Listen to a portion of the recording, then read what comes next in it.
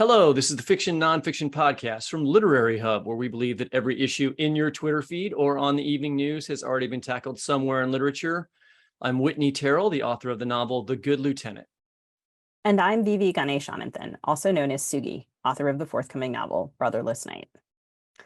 So in today's episode, we're going to talk about homelessness and housing insecurity. And Whitney, you know this has been on my mind for a while because here in Minneapolis, I've seen homeless encampments in parks very close to my house and parts of my neighborhood, and have also seen those places shut down, their residents evicted, and sometimes with not even much of a chance to retrieve their stuff. And I just wonder, what are people who are struggling to access housing? And especially during the pandemic, that's more and more people. What are those people supposed to do? Yeah, I mean, it's definitely been an issue. And I think a larger issue here in Kansas City during the pandemic, there was a period of time when there were homeless people camped outside the mayor's office, and he arranged for them to move into hotels. But that was all a pandemic issue. And there are more and more encampments around town, at least for me, anecdotally, than there used to be. The pandemic relief checks are gone. Last summer, the Supreme Court ruled that since a federal eviction moratorium had come from the CDC, it couldn't stand. Another nice thing the Supreme Court did. Some states have put their own moratoriums in place, but with a major shortage of public housing, it's not enough. Inflation is hitting record highs. Rents and housing prices are soaring. Incomes are not keeping pace with prices, and that's all exacerbating the problem. Yeah, I found that it was pretty hard to get solid stats on homelessness and housing insecurity in the US, but it's pretty blatantly obvious that we have both homelessness and housing crises, and that those things are intimately related. And according to the National Alliance to End Homelessness, in January 2020, and this is again before the pandemic, 580,466 people in the US were experiencing homelessness. Housing insecurity also intersects with many of the other issues we talk about on the show. Mental health, racism, sexism, disabilities, incarceration, and poverty are all, connected to that issue. Homelessness can take many different shapes. And today, Emi Nietfeld, the author of the memoir Acceptance, is here to discuss the shape it took for her and how she chose to write about it. Emi Nietfeld is a writer and software engineer. After graduating from Harvard College in 2015, she worked at Google and at Facebook. Her essays have appeared in the New York Times, The Rumpus, Vice, and other publications. She lives in New York City with her family, and Acceptance is her first book. Emi, welcome to the show. Thank you so much for having me. You grew up in Minnesota. We have a shocking number of people who've grown up in Minnesota on this show. I don't know why that would be happening. Suspicious. Your memoir describes your life with your mother and father and their divorce, your father's transition, your time in the Methodist Hospital Eating Disorder Institute, and in the Children's Residential Treatment Center. And is it Interlochen? Is that how you say that school? Mm-hmm. Okay. And Interlochen, a private arts high school where you studied photography, and many other parts to the book. But what were the parts of your life when you felt housing insecure, or was it most of this time? Yeah, so until I was about 9, I lived in a middle class, two-parent family. But my mom was a compulsive shopper. And so kind of in secret, she bought a lot of items and hoarded them. And when my parents divorced and I lived with her when I was 11, this got a lot worse. So we lived in this apartment where there were piles of trash everywhere, and only these narrow paths kind of snaking through them. And very quickly we had mice everywhere, and it was hard to take a shower because the bathtub was completely full of empty water bottles, empty peanut butter jars. So at that time, the hoarding was kind of a unique form of housing insecurity where we had a roof over our head, but it wasn't exactly livable. And we both kind of lived in fear that somebody would come to the house and see it and find out, and that it would be condemned, making this kind of precarious financial situation we were in worse. But the worst time was later in my teenage years, after I was in Children's Residential Treatment Center and in foster care. And my mom's house continued to deteriorate. And then I was dealing with not having a place to stay during breaks from school. So I think that one of the things that's important about your story and about this issue is that we don't seem to have a good definition of what it means to be housing insecure or homeless, as you're sort of alluding to. And I was trying to look up statistics about this, and I could see how challenging it was because course, like there's the obvious difficulties of kind of tabulating numbers of people who, don't have addresses, don't have shelter, versus people who are sheltered, right? I was getting numbers for sheltered persons who had experienced chronic homelessness versus other, and I was sort of learning all of these terms and realizing just even how fuzzy those were. And I'm sort of interested also in the way that I feel like in the last few years, we've started to use the term housing insecurity or food insecurity in relation to or adjacent to the term homelessness. And there are passages in your book when you were living in your car or in a shelter, and as you tell one shelter worker, you have, quote, nowhere else to go. And I think that, we have like this usual way that the sort of tropes of homelessness, the ways that Americans imagine homelessness, but it's my guess that that's not the only way that housing insecurity appears. And I wonder if you could talk a little bit more about that. Yeah, that's definitely not the only way. So the short-term homelessness where, somebody might lose their job or their apartment and be homeless for a night or two is actually the most common kind in America. But there's a lot of other types of housing insecurity, ranging from people who have psychosocial issues like substance abuse disorders or mental illness, who might be leaving institutions like a hospital or a prison. There's also a lot of families for whom housing is just really unaffordable and who might be evicted or spend time doubled up with other families. There's more attention brought to LGBT youth who might have been kicked out or rejected by their families. And there's a lot of foster youth, both who are aging out of the system. And one statistic is that 20% of youth aging out experience homelessness within 4 years. And there's also a lot of people like me who, were in foster care and were like, quote unquote, reunited with their families, but they couldn't actually live at home. And I think that brings up a really common situation that we know about, but we don't necessarily think of as housing insecurity, which is, young people who aren't really old enough to live on their own, but whose parents might have issues or abuse that means that they need to find somewhere else to live. And I think in the best case scenario, you see people living with other family members or even with their friends' parents. But in the worst case, you have people bouncing between places, couch surfing, potentially living in vehicles or on the street or in really dangerous situations. So one passage that there's a passage in the book where you're living in your crisis later on, it's midway through. And,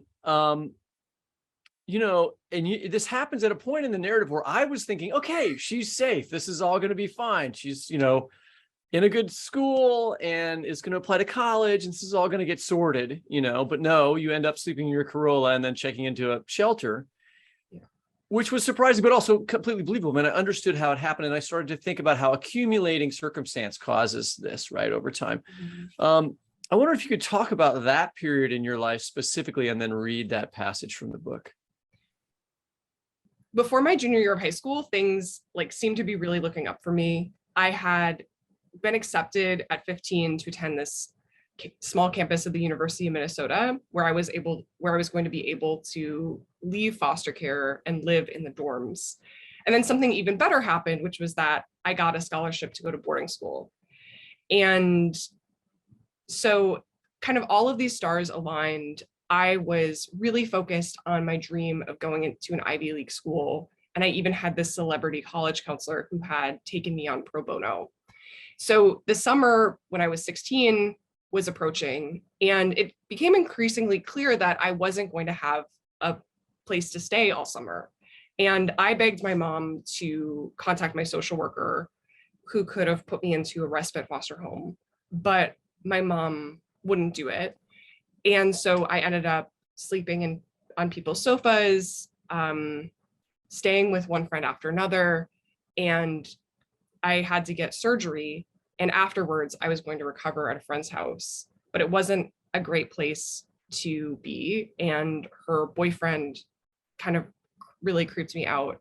And so right before this passage, I woke up from this drug-addled sleep and found that I was alone in her house and in pain. And so I got up and I left. And here's what happened next. I had to drive fast before the Vicodin kicked in. I didn't know the roads, but I knew my destination, the main library downtown. To calm myself, I recited my litany of a to-do list. A dozen achievable tasks erased the uncertainty of where I'd sleep. I sat at a library desk, staring out the window. I couldn't focus on my laptop screen. Colleges demanded to know who I was. Who was I? I was hungry. I hadn't eaten since the day before, a protein bar after surgery. Who was I? I wanted to cry. I didn't know. My other big task was no easier. The letter of extenuating circumstances, providing context for my life. But I had no context. I was still in the middle of it. When security came to shut down the library, I sent my drafts to Dr. Cat, hating myself for how bad they were, and drove around looking for a parking lot where I could sleep. I needed somewhere quiet enough no one would notice me, busy enough that no one would try anything. A tornado alert interrupted top 40 on the radio. I shut off the dial. I drove through the lights of Dinkytown, the area around the University of Minnesota. It seemed filled with light and happy people. I imagined another version of my life, one where I had gone to college early. I could have had a little apartment by now, a job. Tears pinched out of the corners of my eyes. I had to get into a good school. If not, what was all this suffering for? Eventually, I pulled into a Rainbow Foods parking lot near the back under a floodlight. I put the silver sun deflector in the windshield for privacy, then climbed into the back seat. I stuck my JanSport under my head like a pillow and hugged my gray sweater. Curled up, I felt so dumb for leaving Courtney's house. I thought about her boyfriend sitting at the kitchen table, eyeing me and my pills. He seemed like bad news. But that was a feeling, not a fact. Following that feeling had led me here, scrunched up in the car. I shut my eyes and tried to sleep, to rest so that the next day I could be productive, but that just made the tears stream down. Why hadn't I planned ahead? I had left for the summer with such tenuous plans. Of course things fell apart. I had 3 weeks before school started, too long to sleep in my car, not long enough to do everything I was supposed to get done. The wounds on my legs burned. I shut my eyes and imagined Charlotte, my friend from high school. The upholstery of her car seat was her body pressed against mine, holding me. I startled awake. A figure stood beside my window. Fear shot through me. I lay very still. Was it a cop telling me I'd broken a law, ready to take me to juvie? Worse, was it a man who wanted to hurt me? The shadow receded. I heard the trunk of a car opening, then an engine turning on, then the wheels on the pavement as it drove away. Tears pulled in my ears. I scratched at the tape on the edge of my bandages more vigorously, wishing I could claw into the sutures that hurt more than any cut had. Hyperventilating, I did something I hadn't done in a long time. I prayed. Dear Lord Jesus, finder of lost keys, granter of 5s on AP tests, I'm so lonely. My chest heaved with sobs. Save me, make me believe. If I doubted, I was screwed.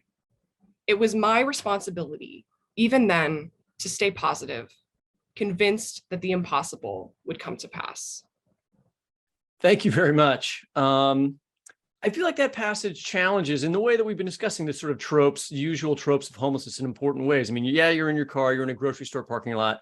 That's what people expect, but you're also trying to write your college application essays and you've just had surgery and you're attending this school, albeit on scholarship. And yet these trappings of middle-class achievement don't prevent you from ending up there in the Rainbow Foods parking lot.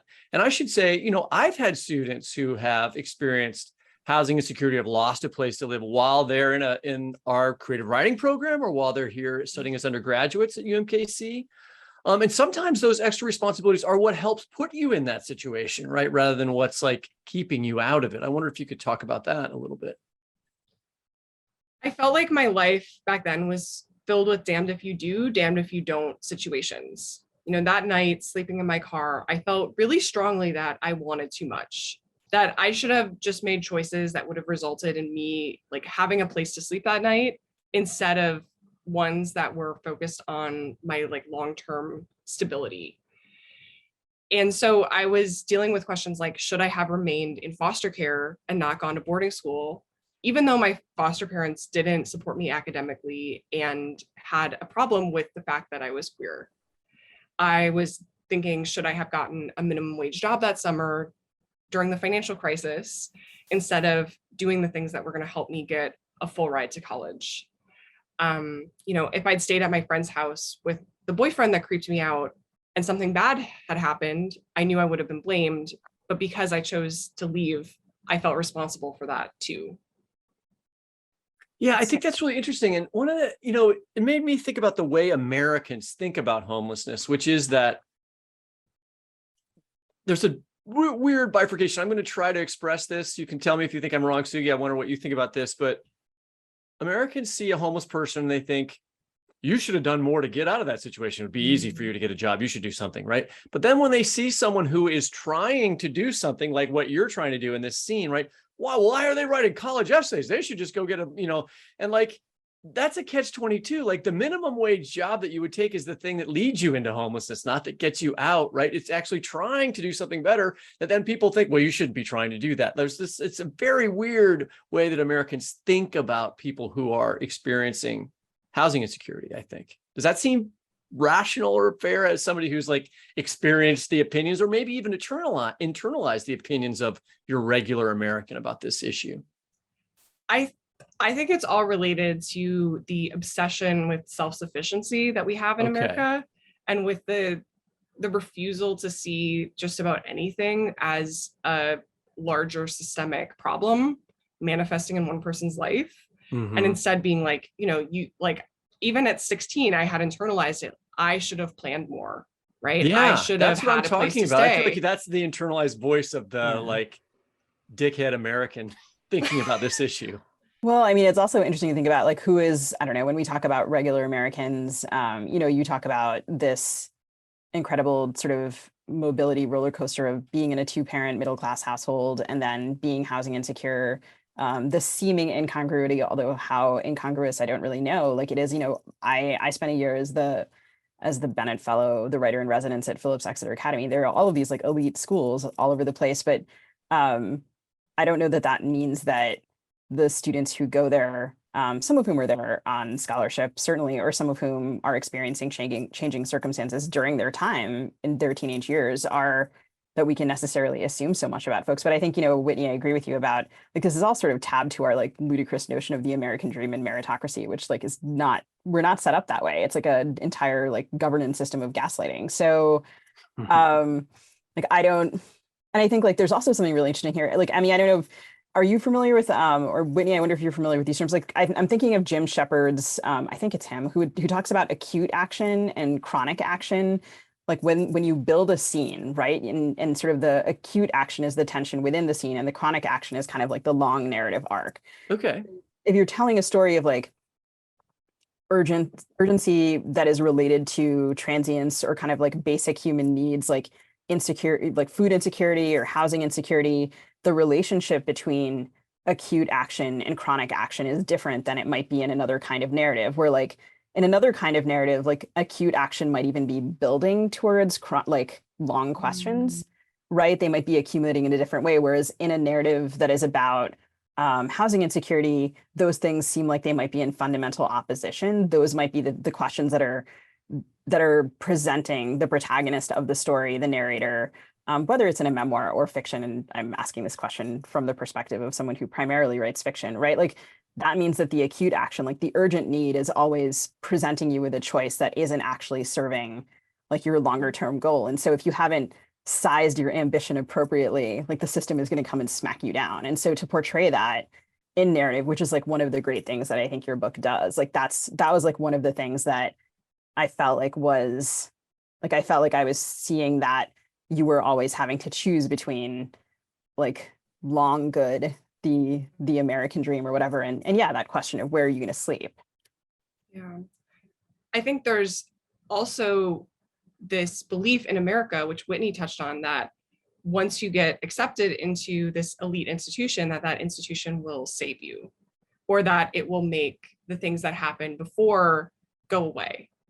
And that is clearly not true, and not true in my case or in other people's case. Yeah. Well, one specific thing that I was thinking of in the book that relates to Yeah. this chronic versus acute action thing was that you're trying to write these essays, you get rejected for one, and I can't remember which of these things happens first, but at one point you're just talking to your college counselor about this essay, and the college counselor about your transcript. The college counselor looks back at all the different places that you've gone to school and says, I can't understand this. If I can't understand it, the college is going to understand it, and so your whole past is traveling with you, right? That you've been in all these different schools because you were moving around, because you had housing insecurity. Like, all this stuff doesn't go away. You're trying to solve it here by writing this essay, and like this baggage is traveling with you and making that problem more acute, more difficult. I shouldn't use acute because we're using it a different way in this discussion. Is that what you're talking about, Sugi? Yeah, I think a little bit. Okay.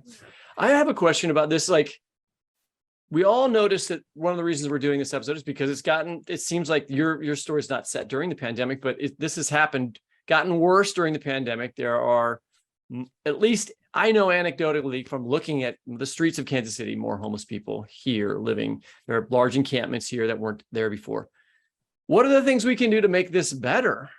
I mean, I only know about stopgap measures, like the mayor in Kansas City, like put homeless people who are living outside of his offices downtown, into hotels, but that's not a permanent solution, I don't think.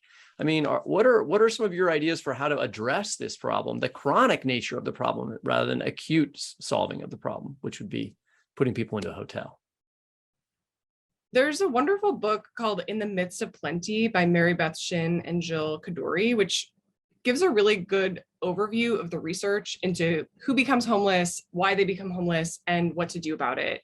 And a ton of this research says for chronic, especially family homelessness, a lot of it just simply comes down to housing prices.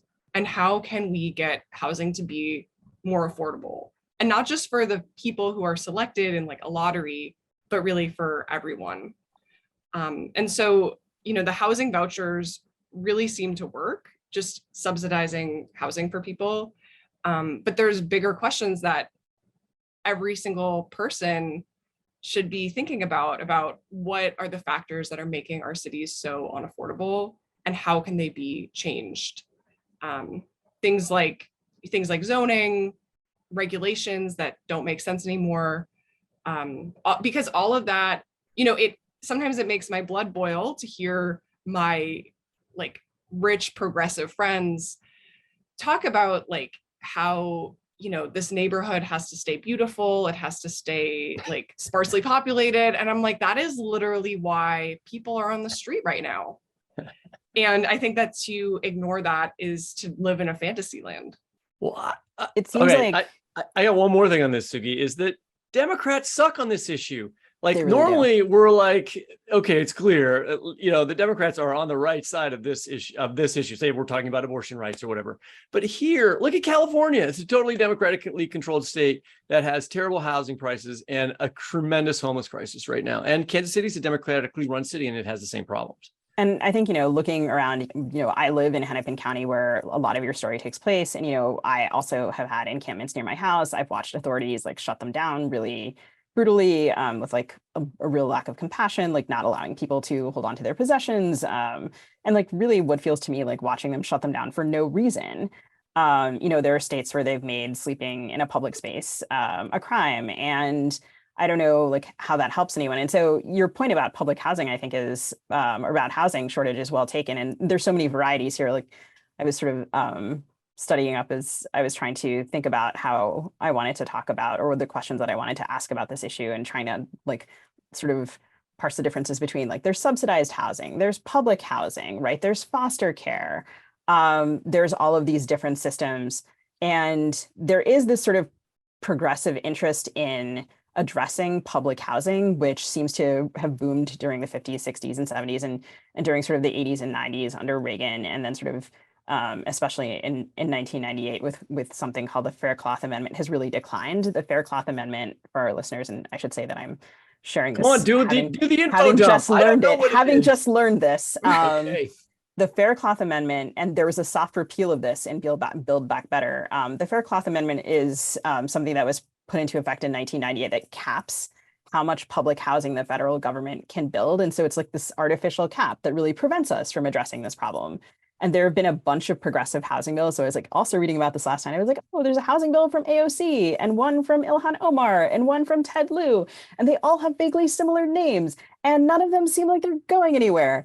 And Congress is willfully oblique. So it's actually really hard to tell. But there was public housing stuff in Build Back Better. And, you know, our I don't even know what I want to call Joe Manchin, but like, you know, this is like, that ship is, at least for the moment, like it seems like it's sunk.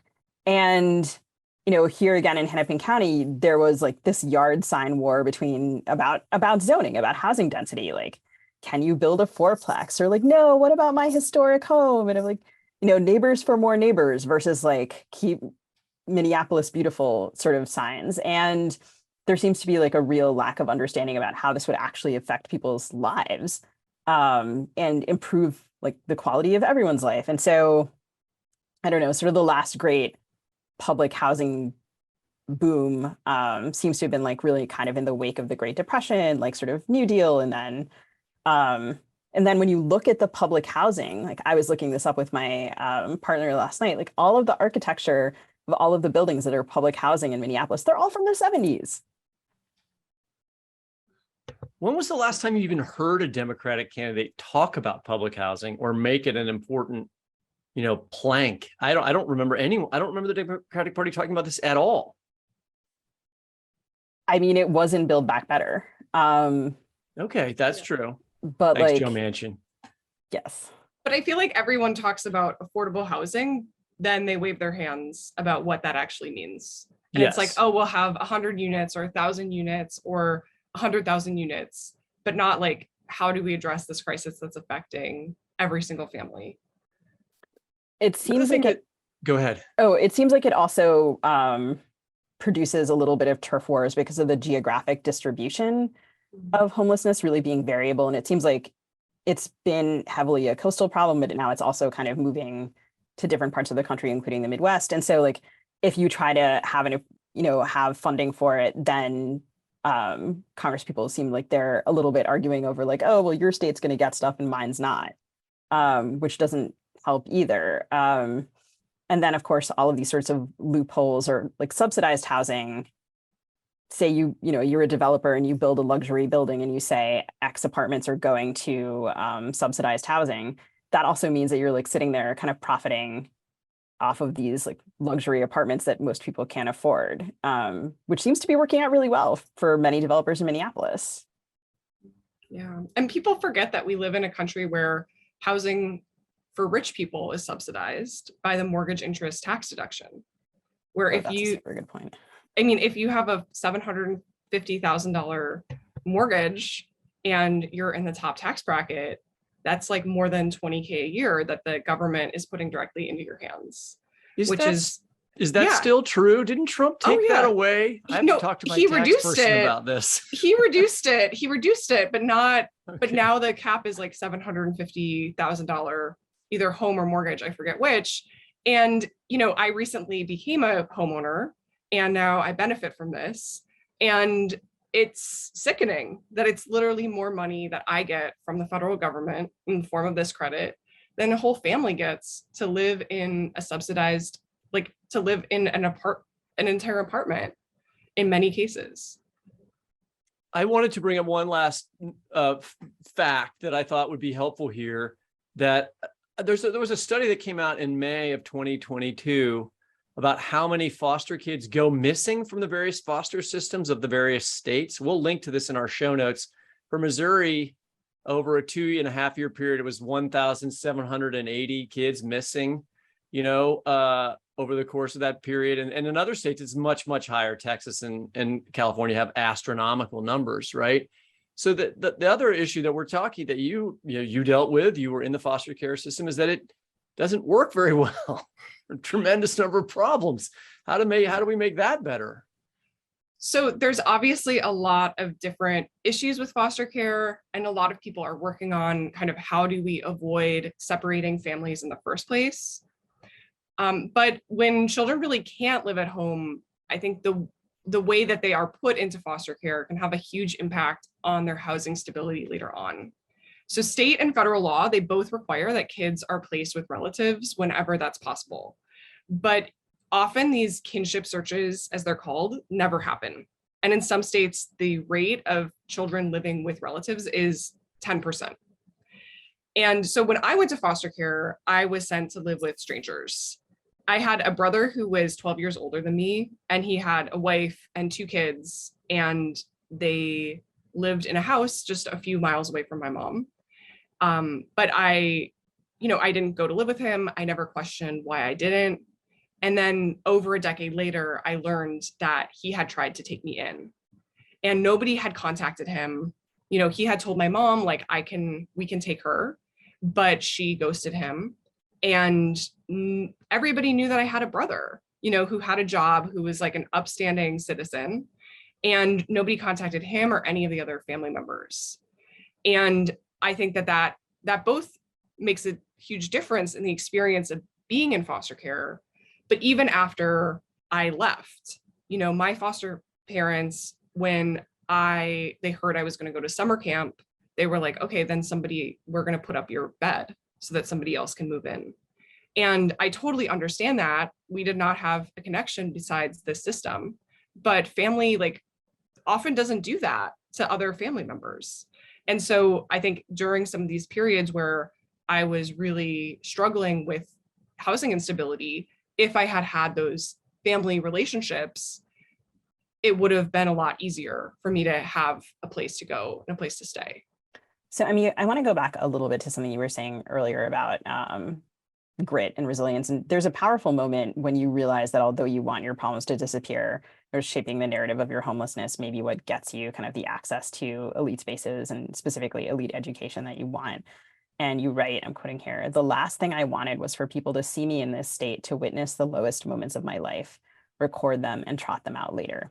The evidence that a shelter could provide might even make the difference between acceptance and rejection, a golden ticket out, or more years struggling. The idea made me so upset that I trembled." And this sort of follows like one of the adults in your life suggesting essentially that you collect a kind of evidence. And I wonder if you can talk a little bit more about Acceptance, which is the title of your book, and your thoughts about how we understand narratives of grit and resilience and redemption. One of the big through lines of Acceptance is this search to get into an elite college and to get the stability and kind of normalcy that would provide me. And so in the book, I write a lot about the pressure to conform to certain narratives. And when I was in high school applying to college, there was this huge burden of proof to prove, like, were you actually homeless? Were you homeless in the right way? Were you in foster care? Did your parents actually have mental illnesses? And so I had to collect all of this documentation and present it as if it wasn't my life that was very upsetting to me. And it wasn't enough to just tell my story. I had to really sell it. And it wasn't enough for me to have survived this stuff. I had to prove that I was made stronger for it. And in short, that I was extremely resilient. And so grit has just become this huge buzzword in recent years, probably more so since the pandemic. And it's touted as a panacea for everything from like lead poisoning to depression. And when I encounter this narrative, today, it feels like a final throwing up the pans. Like, we can't solve these social problems. So instead, we're going to put them onto individuals who can make the blast zone smaller by absorbing all of the impact of these tragedies. And because I did make it out and I got into Harvard and got a job at Google, there was this huge pressure on me to be an overcomer and prove that it's possible to just walk away from that all unscathed. And that wasn't true, because I was affected and I was changed. And this belief that people, especially children, can go through these injustices and then be completely fine really makes it harder to have social progress because it takes away any sense of consequences. Where the narrative that I've faced and that I try to fight against in this book is that if you are just tough enough and you put your mind to it, that the things that have happened in your life will not continue to haunt you. It's such a capitalist way to for even suffering must be useful. It must be like a kind of currency that is getting paid to someone, which is so maddening. You mentioned earlier a book that you would recommend, and I'm curious to hear you talk a little bit more about other books you might recommend and what books you found helpful as you wrote. So Invisible Child by Andrea Elliott, I recently read it, and it's a wonderful book following 9 years in the life of a girl whose family is chronically homeless. And so that takes place in the shelter system in New York, and then the foster care system in New York. And I think that book is a really good resource for seeing how foster care intersects with class and race and addiction and poverty. And you really see a lot of the different programs through the lens of this one child and her family. A book that really helped me when I was writing this was Random Family by Adrienne Nicole LeBlanc. And this is just a classic of journalism that follows 10 years in the life of an extended family during the war on drugs. And I think people don't often think about this as a book about homelessness or housing instability, but through this family, you really see the chaos that not having enough stable housing really brings on them. And it also shows that, the people in this book are watching out for each other all the time. And a lot of people would suggest that that is the solution to lots of different social problems. But I think that Random Family really illuminates how that can kind of hold everybody down, and in our current system, make it really, really hard for anyone to escape poverty.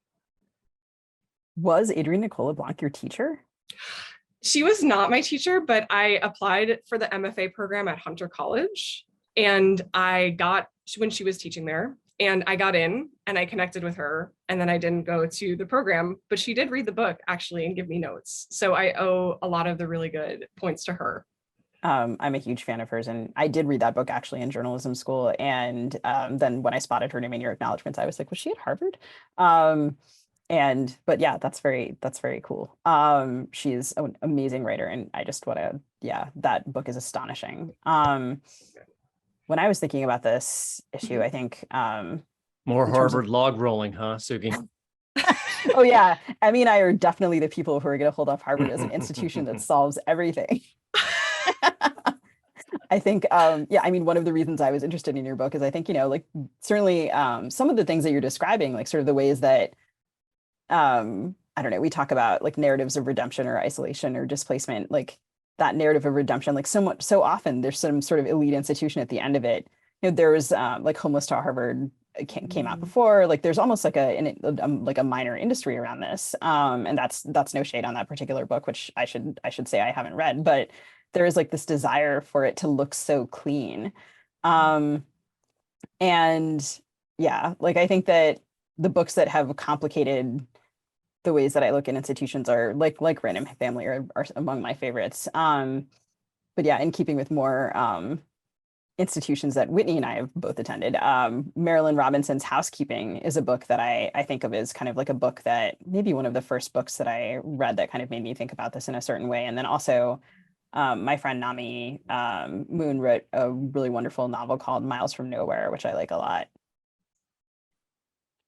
Well, speaking of books that we like a lot, we like your book a lot, and it's been a great conversation. Thank you so much for joining us.